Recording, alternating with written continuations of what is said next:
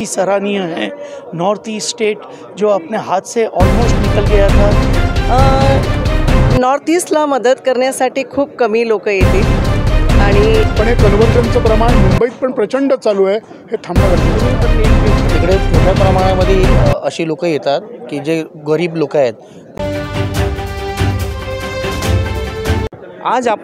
आज हा स्वातंत्र्यवीर सावरकर ऑडिटोरियम दादर शिवाजी पार्कच्या इथे जो प्रोग्राम आज झालेला आहे त्या प्रोग्रामबद्दल आपल्याबरोबर सनफ्लावर जी संस्था आहे त्याची अध्यक्षा असे लातूरकर मॅडम आपल्याबरोबर आहे। मॅडम, आजच्या प्रोग्रामबद्दल काय तुम्ही सांगणार आहे, कसं वाटलं तुम्हाला? आजचा प्रोग्राम जे आहे ते अतिसुंदर, जे आपले सुनील सरांनी जे प्रोग्राम सुरू केलेला आहे।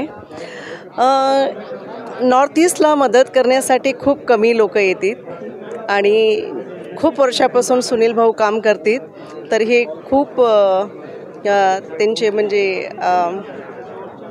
तारीफ करण्यासारखं आहे। भविष्यामध्ये जास्तीत जास्त मुंबईमध्ये म्हणजे जेवढे काही नॉर्थ ईस्ट काम करते, जसं कोविडमध्ये खूप नॉर्थ ईस्ट फसले होते आणि त्यांना सगळं जेवण खाणं पोच करण्याचं तेव्हा पण त्यांनी काम केलं, आम्ही पण काम केलेलं आहोत। मुंबईमध्ये जास्त संख्येमध्ये जेवढे काही रेस्टॉरंट चालतात, नंतर खूप काही गोष्टी आहेत जे नॉर्थ ईस्टवरती डिपेंड आहेत मुंबईमध्ये पण। जसं मुंबईमध्ये आपण महाराष्ट्रामध्ये UP बिहार काउंट करतो, हे हिडन खूप मोठी संख्या आहे।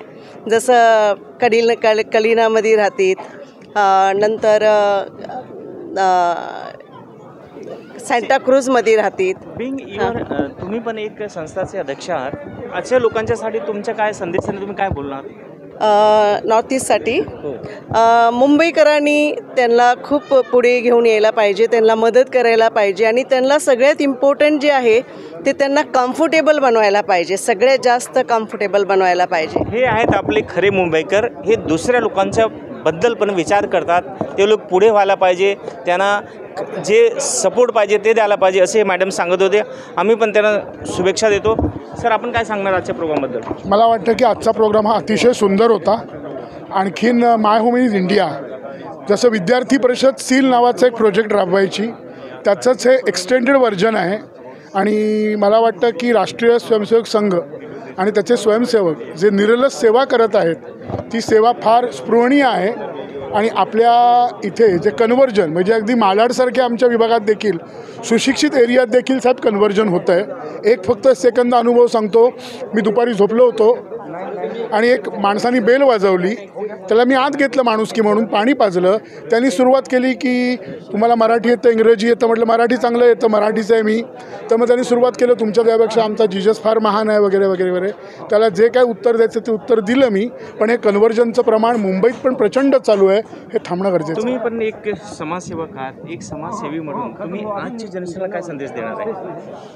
नाही, जसं आता इकडचा विषय सनातन विषय धर्मांतराचा विषय आहे, तो आहे। ॲक्च्युली आम्ही स्लममध्ये मालवणीमध्ये राहतो, तर तिकडे मोठ्या प्रमाणामध्ये अशी लोक येतात की जे गरीब लोक आहेत, त्यांना अन्नधान्याचं आमिष दाखवतात की तुम्हाला नोकरी देऊ आणि तुमच्या मुलांचं भलं होईल, येशू आहे म्हणून सगळ्या गोष्टी आहेत असं आमिष दाखवतात आणि त्यांचं धर्मांतर करण्याचा प्रयत्न आमच्या स्लम मालवणीमध्ये खूप प्रमाणात चालतो तो। आणि मग मोस्टली मालवणी चर्च हा पट्टा आहे जिथे ख्रिश्चन कम्युनिटी आहे, तिकडे जे स्लममध्ये लोक राहतात त्यांच्यासाठी तो म्हणजे आहेच ती गोष्ट। म्हणजे बघू शकता, मुंबईसारख्या मेट्रोपॉलिटन सिटीमध्ये पण असं धर्मांतर किंवा लोकांचं मत भ्रष्ट करून लोकांचे पुढे काहीतरी करतात, पण ह्याचे असे समाजसेवक ज्या लोकांना मदत करून त्यांची सभ्यता आणि संस्कृती कशी जपली पाहिजे त्याच्यावर ते लोक काम करत आहेत। किसी के सहयोग के और उसके पुढाकार से, यानी जब तक वो उनका खुद का समावेश नहीं होगा, कोई प्रक्रिया पूरी नहीं होती। आज का जो माई होम इंडिया का जो प्रोग्राम था, उसको 0 से लेकर 100% तक उसको पूरी तरह सक्षम और उसको पूरा करने का जो काम किया है, ये श्रीमान पोद्दार जी ने किया है। आइए हम उनसे जानते हैं, सर ये जो करने की इच्छा और आई कैसे अपने मन में? नहीं, ऐसा नहीं है कि मेरी वजह से प्रोग्राम का सफलता हुई या कोई भी रूप में, मेरे सहयोग ज़रूर था इनसे। हम उसी नेचर के हैं।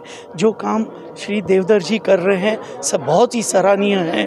नॉर्थ ईस्ट स्टेट जो अपने हाथ से ऑलमोस्ट निकल गया था और अब जो फिर से